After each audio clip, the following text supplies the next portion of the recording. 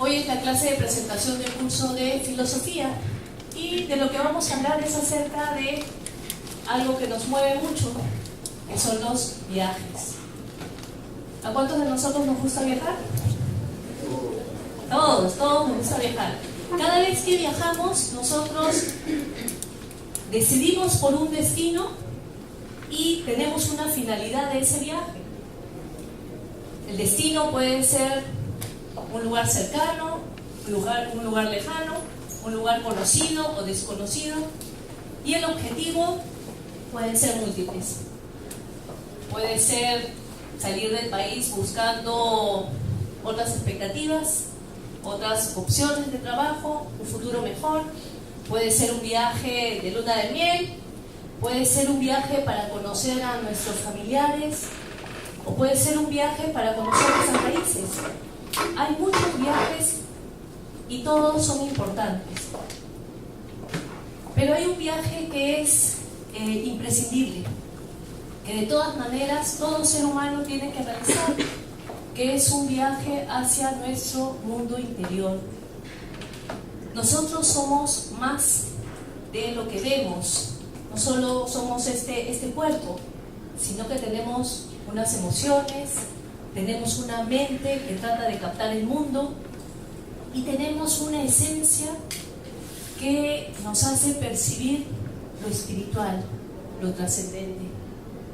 Entonces, este viaje, que es imprescindible para todo ser humano, lo realizamos todos los filósofos. El filósofo es aquel que tiene inquietudes el alma, tiene preguntas. Queremos saber quiénes somos, queremos saber de dónde venimos, cuál es nuestro origen, y queremos tener claro nuestro destino. Entonces, ¿el filósofo quién es? Todo ser humano que tiene estas inquietudes y que va en busca de respuestas. Como todo viaje, para que salga bien, necesitamos tener unos elementos muy importantes. Estos elementos es tener un plano o tener un mapa. Cuando viajamos, preguntamos, ¿cómo te fue en tal lugar? ¿Qué es lo que tengo que llevar? ¿Cómo ha sido la experiencia? Preguntamos a otros. Entonces, este viaje interior también necesita tener un mapa, una hoja de ruta. Tenemos que consultar a los que ya tienen experiencia, a los que ya han hecho este viaje. Y de eso trata el curso de Filosofía para la Vida. El curso de Filosofía para la Vida nos da herramientas, nos da elementos para emprender ese viaje hacia nuestro mundo interior. Elementos sencillos, claros y prácticos, como por ejemplo en la India.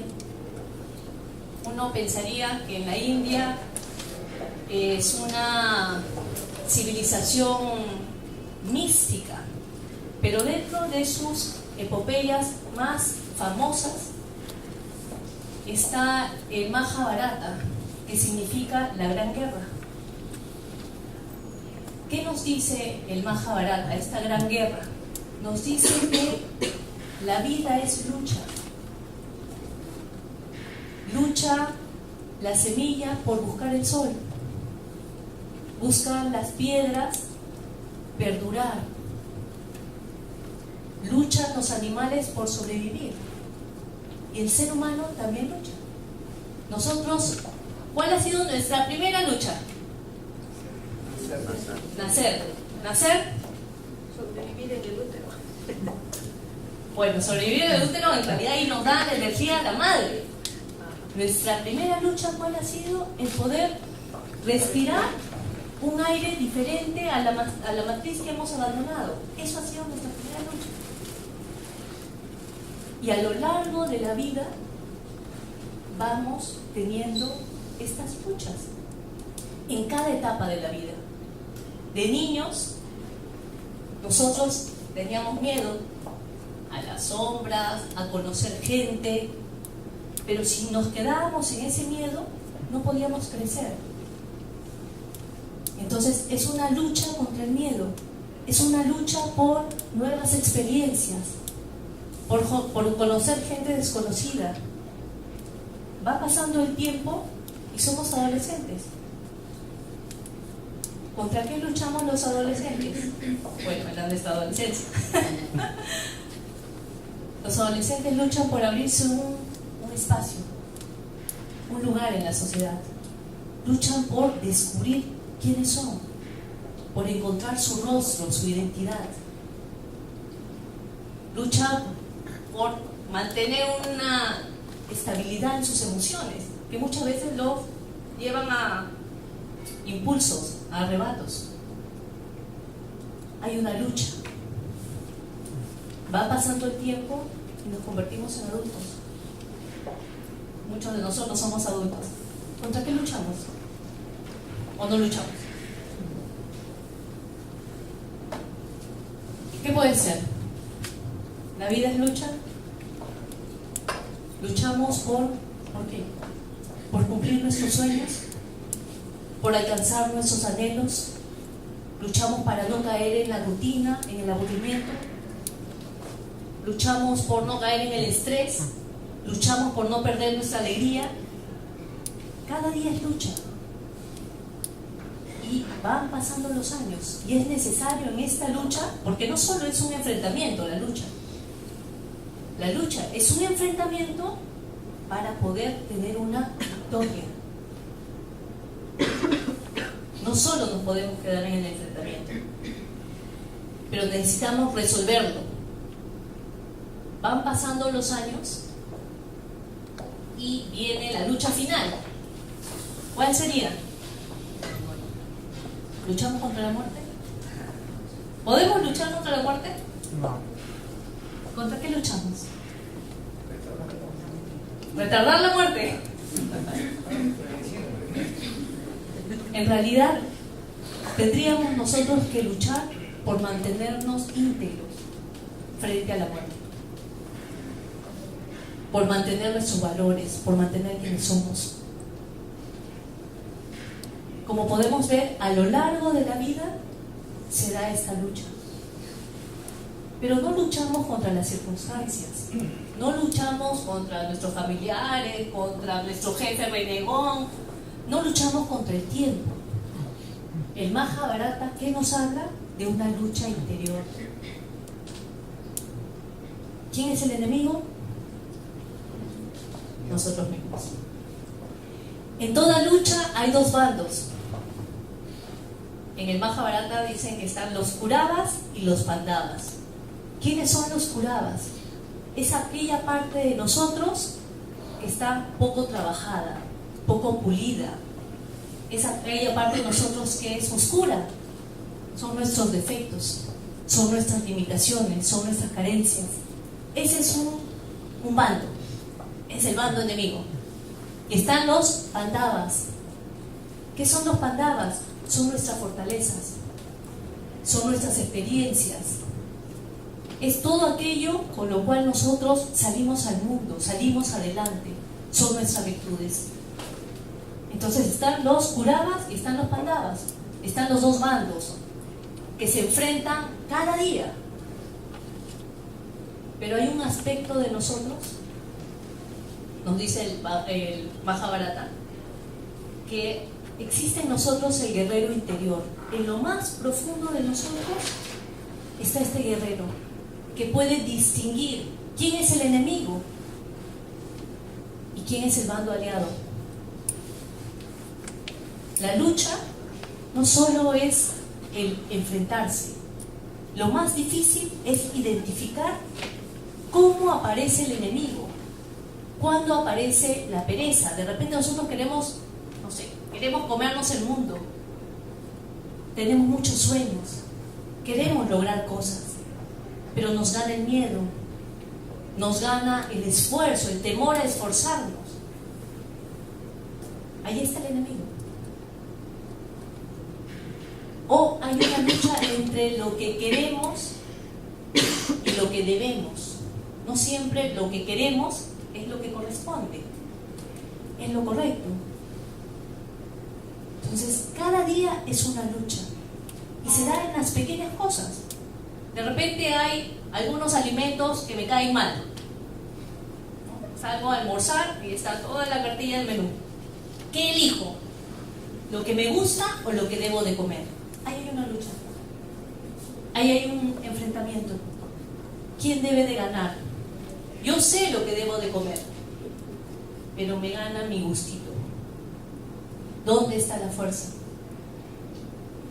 A veces distinguimos qué es lo correcto, pero a veces no. En el fondo de nosotros, en realidad, sí sabemos qué es lo correcto. En el fondo de nosotros hay una voz que nos dice qué es lo que corresponde. Esa voz, en el Tíbet, le llamaban la voz del silencio. De las escuelas iniciáticas del Tíbet, HPB, que fue una filósofa rusa, recogió un texto que está dirigido a discípulos aceptados, que se llama La voz del silencio, y que habla de que dentro de cada uno, dentro de cada ser humano, hay una vida interior. Existen los sentidos del alma. Estos sentidos del alma que pueden captar lo perdurable, lo trascendente. Estos sentidos del alma que se alimentan con lo que es afín, con ideas elevadas, con ideales, con sentimientos, con reflexiones. Pero muchas veces nosotros no podemos escuchar esa voz interior porque nos aturdimos con mucho ruido de afuera. ¿Cuántos de nosotros nos sentimos incómodos frente al silencio? De repente, no sé, vivimos solos o tenemos diferentes horarios con nuestros familiares y entramos a la casa y está silencioso. Y sentimos, no sé, nos sentimos incómodos. Y ponemos música, ponemos nuestros audífonos, prendemos la tele, prendemos la computadora. Entonces nos aturdimos, no nos sentimos muy cómodos estando solos. ¿Por qué será eso? ¿Por qué estamos mejor en compañía que solos? Será porque hay cosas que no queremos ver de nosotros y estar en compañía por mucho tiempo es un distractor. Sí. O sea, lleno esa incomodidad. ¿Con qué? Con elementos externos. Pero esa incomodidad no se da porque no, en realidad se da porque no nos conocemos. Es como estar frente a un desconocido. ¿Qué le digo? ¿Qué le pregunto? ¿Le sonrío? ¿No le sonrío? No sé cómo es la otra persona. Entonces, como nosotros no nos vemos hacia adentro, no nos conocemos, nos sentimos incómodos con nosotros mismos. Entonces, de todas maneras, necesitamos ese espacio. Necesitamos, incluso hay una lucha de la que hablaba el Mahabharata. Quiero saber qué hay dentro de mí, pero al mismo tiempo me da miedo descubrir que de repente, no sé, no soy tan buena como creo, o no tengo tanta perseverancia, tanta constancia, tanto empuje. Pero ¿qué es mejor? ¿Vivir en la mentira o realmente conocernos? Entonces la voz interior está allí, está tratando de llamar nuestra atención. Y si nosotros queremos verdaderamente escucharnos, necesitamos estar un poco a solas. Callar un poco, acallar los ruidos, acallar la mente. Porque no solo son los ruidos, sino puede ser que yo esté sola, no tenga la música prendida, pero mi mente está llena de los problemas, de los pendientes, de mis preocupaciones. Eso también es ruido. La mente tiene que estar tranquila, sosegada, las emociones serenas, para poder escucharnos. En el fondo tenemos miedo a descubrir qué hay. Y ahí está el dolor. Buda nos enseña que el dolor es algo que va a existir siempre. Y que el dolor está en 3 momentos. El dolor está en el momento en que anhelo algo y no lo tengo. Ahí está el dolor de no tener aquello que tanto quiero, que tanto anhelo. Es el dolor al vacío. El segundo momento es cuando obtengo aquello que tanto he luchado, que me he esforzado. Lo tengo, lo estoy viviendo, soy feliz, pero sé que no va a durar mucho. Sé que va a cambiar, o sé que lo voy a perder. Entonces lo estoy disfrutando, pero al mismo tiempo sé que se me va a ir de las manos. Ahí hay otro dolor. Y el tercer momento es cuando lo tuve, lo viví, lo gocé, pero lo perdí. Y solo quedan los recuerdos. Entonces podemos darnos cuenta que el dolor está a lo largo de la vida, que está cuando no tenemos algo, cuando lo tenemos, cuando lo perdemos, el dolor está. Y cuando hablamos de dolor, no solo es un dolor físico, porque como les decía, muchas escuelas de filosofía hablan de que el ser humano tiene varias dimensiones. Tiene una dimensión que es física, pero también tiene una dimensión que es energética. Por eso podemos movernos, por eso tenemos vida. Y hay una dimensión en nosotros que es emocional, que hace que veamos el mundo con diferentes matices, con diferentes colores.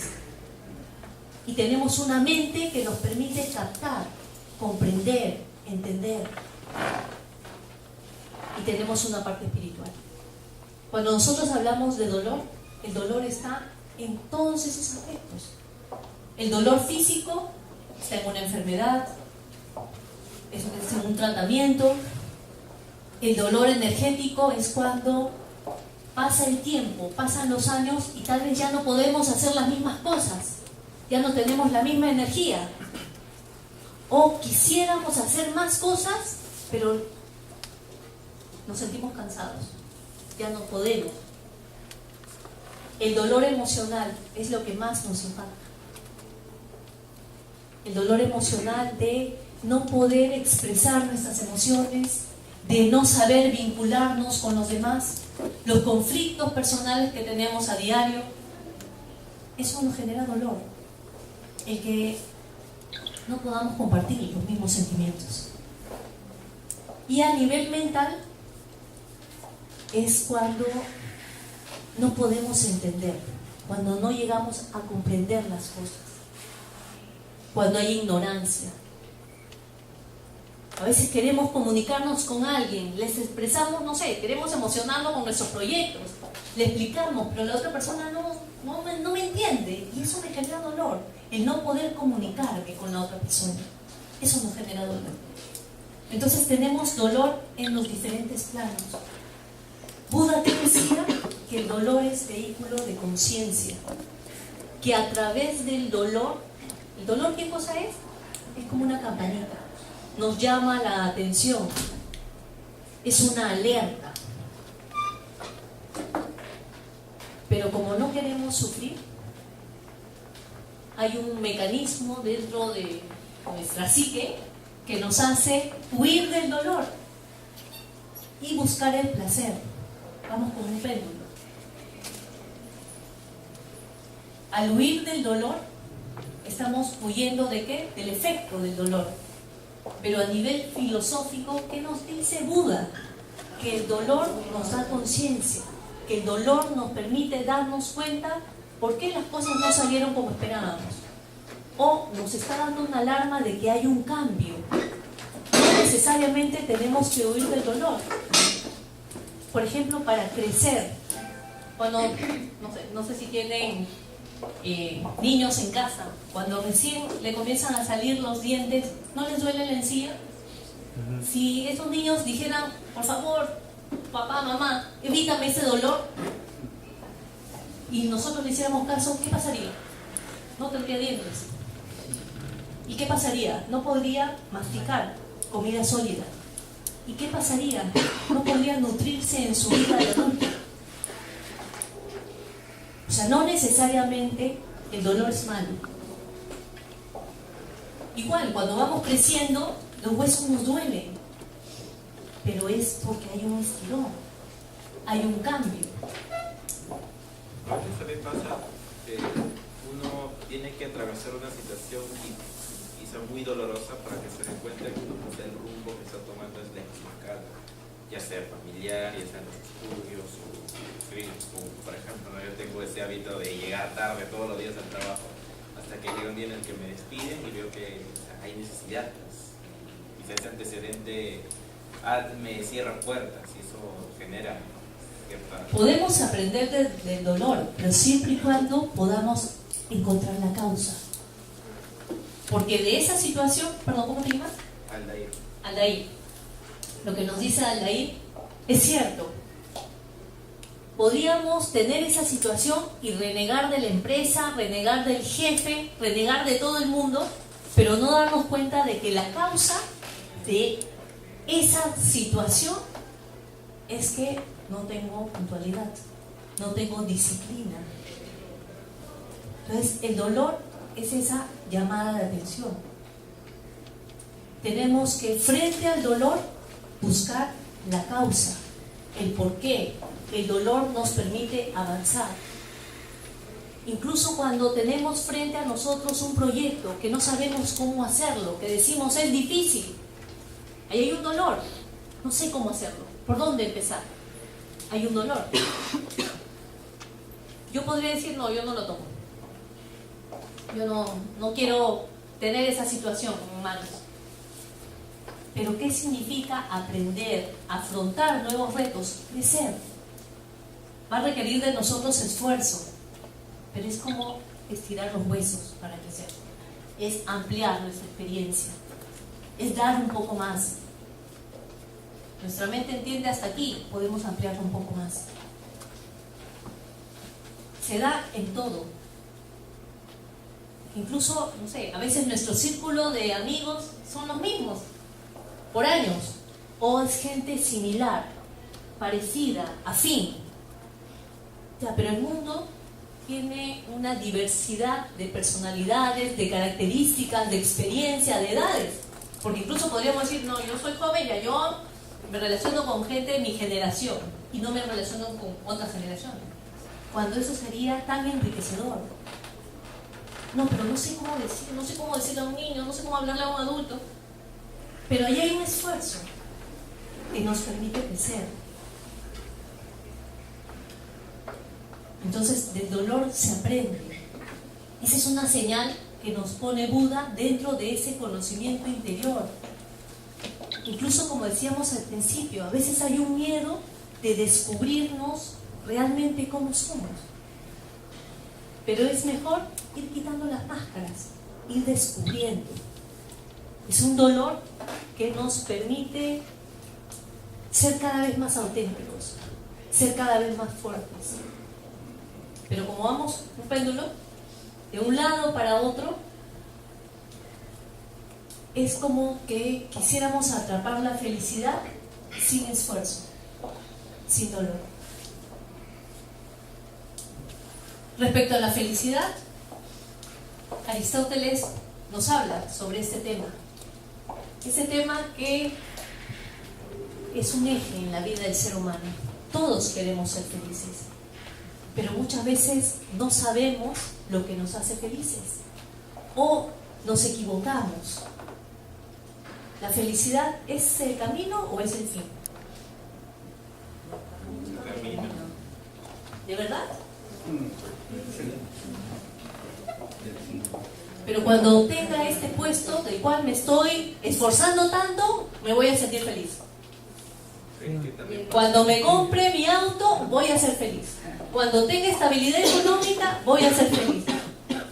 Todos estos casos que nos hablan de que estoy buscando la felicidad como fin, no como medio.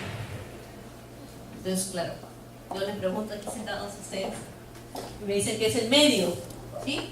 Cuando nosotros lo racionalizamos, decimos sí, la felicidad es un medio, pero en nuestro actuar cuando decidimos cosas, cuando vivimos las circunstancias, pensamos que la felicidad es el fin. Allí nos podemos dar cuenta, y eso nos pasa a todos, de que no hay una coherencia en nosotros.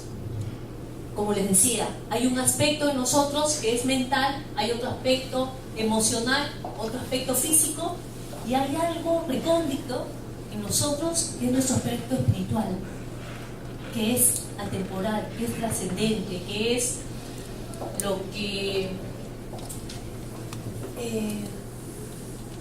nos haría, es como un reflejo de Dios, de lo espiritual. Entonces, dentro de nosotros no hay una coherencia. Queremos una cosa, pensamos otra cosa y hacemos algo totalmente diferente. Entonces nos falta esa unión, esa coherencia, ese ser uno, no ser varios. Pero ese ser varios, ¿por qué se da? Porque no nos conocemos. Al conocernos tenemos un eje. Entonces, este ejemplo de la felicidad, sí, efectivamente, la felicidad es un medio, no es un fin.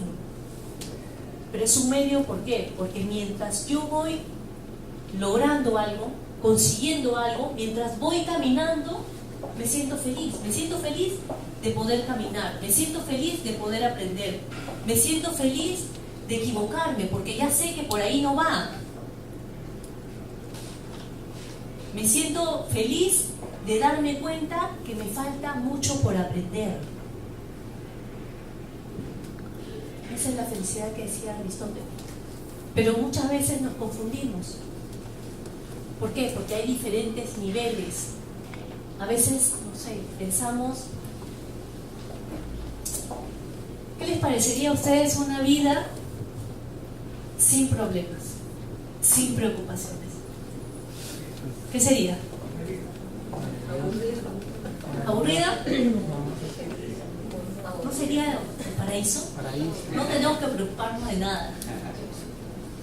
No tenemos que hacer nada. Bueno, si no nos preocupamos por nada, no hacemos nada, no aprendemos nada, no crecemos. O sea, nosotros tenemos que ver la aventura de vivir. O sea, la vida, una cosa es vivir y otra cosa es sobrevivir. ¿Sí? Sobrevivir es mantenernos con la justa. No sé, con los latidos. Ya este está casi vivo.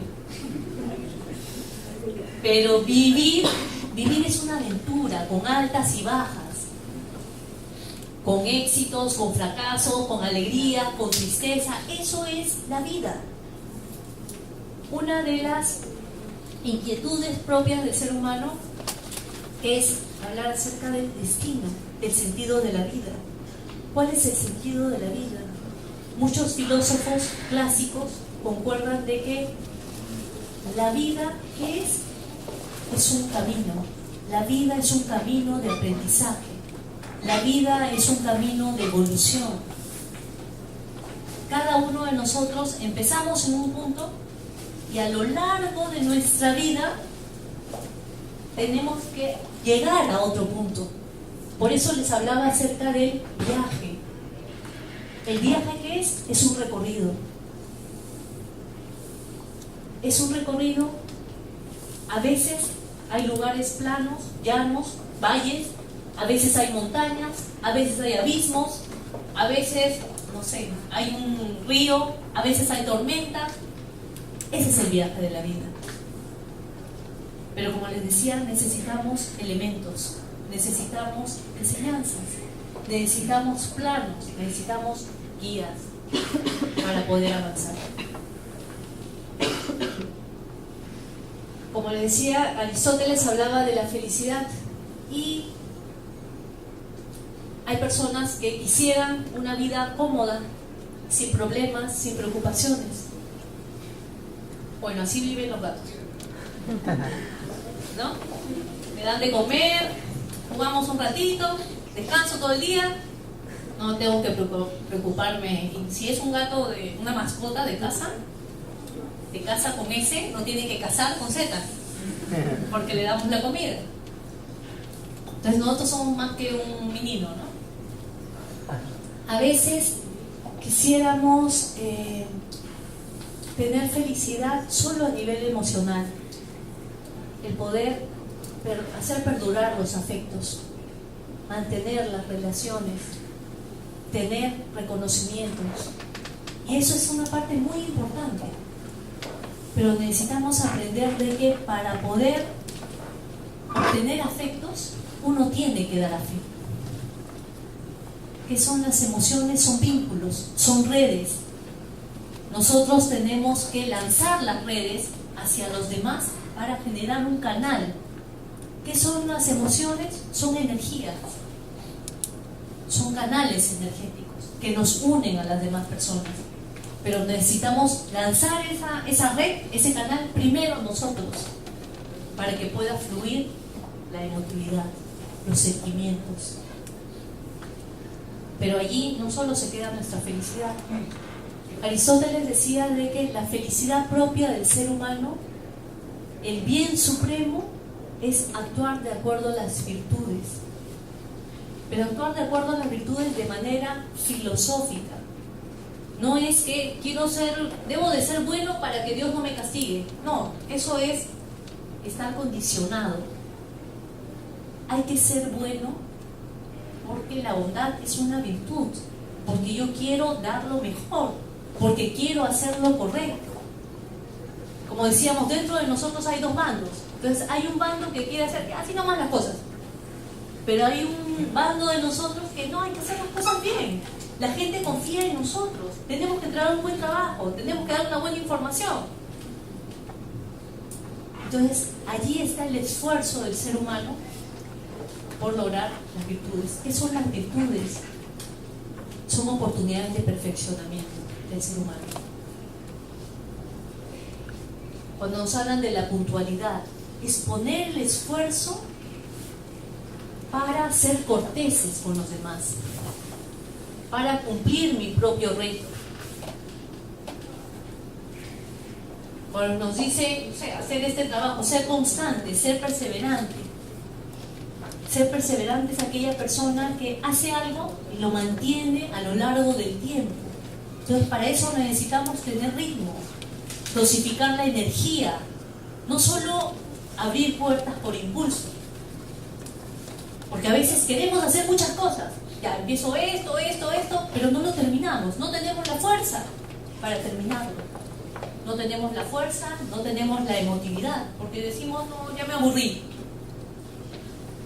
Si en algún momento hemos dicho, ya me aburrí, es porque en realidad no hemos llegado a comprender la finalidad de aquello que estamos emprendiendo. No estoy tratando de comprenderlo, entenderlo. El ser humano le puede gustar muchas cosas, pero siempre y cuando ponga de su parte para comprenderlo. Entonces necesitamos todos nosotros ir desarrollando estas virtudes, estos caminos de perfeccionamiento, estas vías de perfeccionamiento. Está en nuestras manos, pero necesitamos elementos. Y eso es lo que busca nuestro curso de Filosofía para la Vida. Este curso de filosofía tiene 3 materias. Ética, que busca el conocernos a nosotros mismos. Es ese camino hacia nuestro mundo interior. Ese es un aspecto. La sociopolítica es para que podamos, cada uno de nosotros, ubicarnos dentro de la sociedad. Nosotros somos seres sociales. No podemos desarrollar nuestras virtudes, nuestras capacidades, estando solos, aislándonos en la montaña. Bueno, eso no se puede. Siempre hay gente. Y lo que nos enriquece, lo que enriquece al ser humano es lograr esa verdadera convivencia. Tal vez muchos de nosotros estemos pensando que nuestros mayores conflictos son con las demás personas. Si no me cruzo con nadie, sería feliz. Pero en realidad no desarrollaríamos vínculos. ¿Cómo puedo desarrollar la tolerancia si no comparto mis ideas con otros? ¿Cómo puedo desarrollar la generosidad, la solidaridad, si no estoy al pendiente de las necesidades de los demás? O sea, el lograr respetarnos, cada uno de nosotros como seres humanos, el lograr distinguir que hay muchas diferencias entre nosotros, pero al mismo tiempo identificar que hay muchas cosas importantes que nos unen, porque hemos hablado de cosas importantes. Todos nosotros buscamos la felicidad, todos nosotros buscamos la realización, todos nosotros queremos descubrir nuestra verdadera identidad, quiénes somos. Entonces, en lo profundo somos los mismos, tenemos las mismas ideas. En cuanto a experiencia, vivencia, cultura, cosmovisión, somos diferentes, pero eso hace muy rica nuestra convivencia, nuestras relaciones. De eso vamos a hablar en sociopolítica y filosofía de la historia. Este curso de filosofía de la historia es súper interesante porque nos enmarca dentro del tiempo y del espacio. Hay algunos que tienen una relación un poco conflictiva con el pasado. Entonces, no quiero mirar el pasado, no, para el futuro, hacia adelante. No miro hacia atrás. Pero el pasado tiene un tesoro, que es la experiencia. Necesitamos apreciar la experiencia. Si nosotros vemos, nos damos cuenta, somos conscientes, cuando caminamos tenemos un pie delante y un pie detrás. Para poder proyectarnos al futuro, para seguir adelante, necesitamos apoyarnos en el pasado. En el pasado, en nuestro pasado, en nuestra historia y en la historia de la humanidad, porque no estamos solos. Entonces, filosofía de la historia nos va a hablar acerca del tiempo, del pasado y del futuro. Y aquel instante que está entre el pasado y el futuro, que es el presente. ¿Recuerdan algo de colegio? La mitología griega, ¿cómo se llamaba el dios del tiempo? Cronos. Es un poco más conocido el dios del tiempo, Cronos. En la mitología griega también hay un dios del presente, el dios de la oportunidad, que se llama Kairos. ¿Qué nos dice? Entre el pasado y el futuro hay un instante, que es el presente. Y ese es el dios Kairos. Cuando representaban en la mitología a los dioses, lo representaban, en este caso a Kairos, con alitas en los pies. Tenía un peinado un poco raro, tenía una cola de cabello delante y atrás era calvo. Entonces, ¿qué decía que era Kairos? Kairos va rápido y veloz. Kairos no se detiene, la oportunidad no se detiene. Si la ves, la atrapas. Si no, se pasa. ¿Y por qué tenía este mechón al frente? Un poco raro. Porque decía que nosotros, para poder agarrar a la oportunidad, teníamos que verla venir, agarrarla del mechón. ¿Y por qué está algo por detrás? Porque una vez que pasa la oportunidad, por más que quiera, no lo puedo coger. Las oportunidades no las podemos coger por detrás, ya se fueron. ¿Vendrán otras oportunidades? Sí, muchas más, pero esa ya se perdió. Las otras vendrán, pero no va a ser la misma.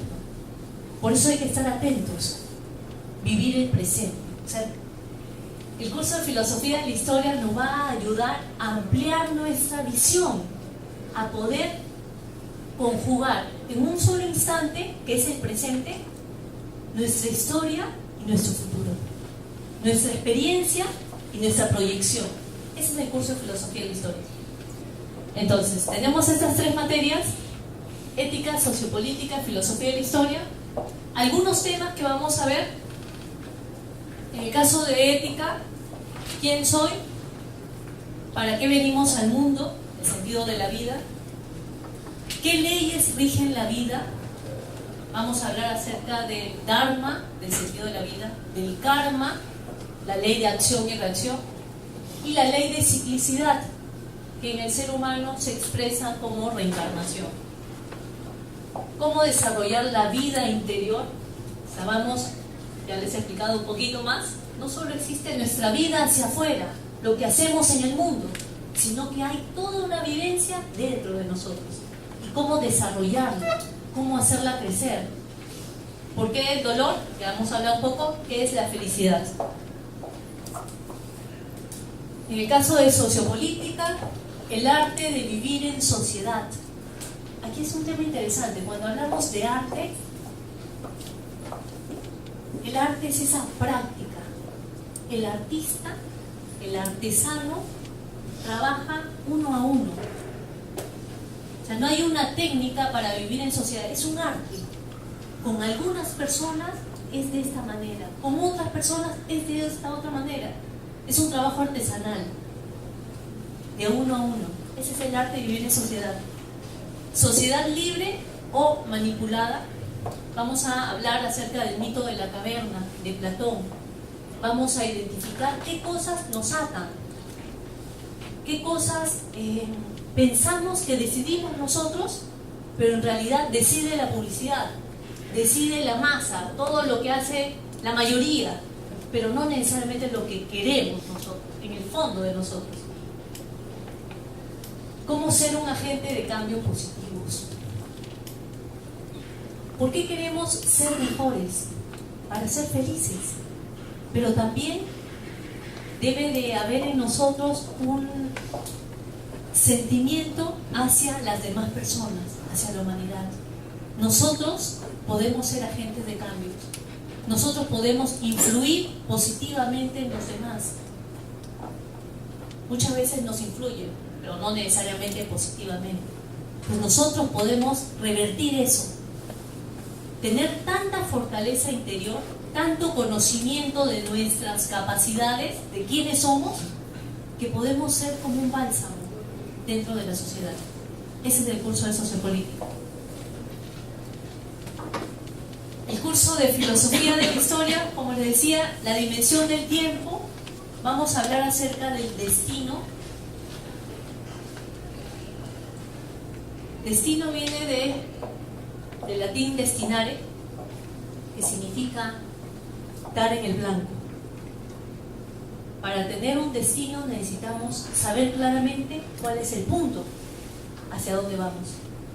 No es tirar el dardo por cualquier lado, sino al centro, al punto. Vamos a descubrir nuestro destino en la medida que nos conozcamos. Y cómo apresar experiencias en la historia y en la mitología. Vamos a volver a conectarnos con la historia y con los mitos, porque los mitos guardan enseñanzas trascendentes, profundas, perdurables. Entonces, este es el curso de filosofía para la vida. Hemos hablado acerca de los viajes.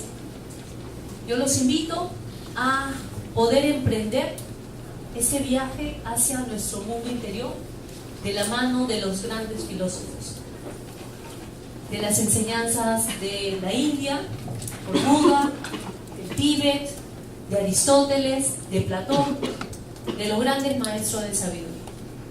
Muchas gracias.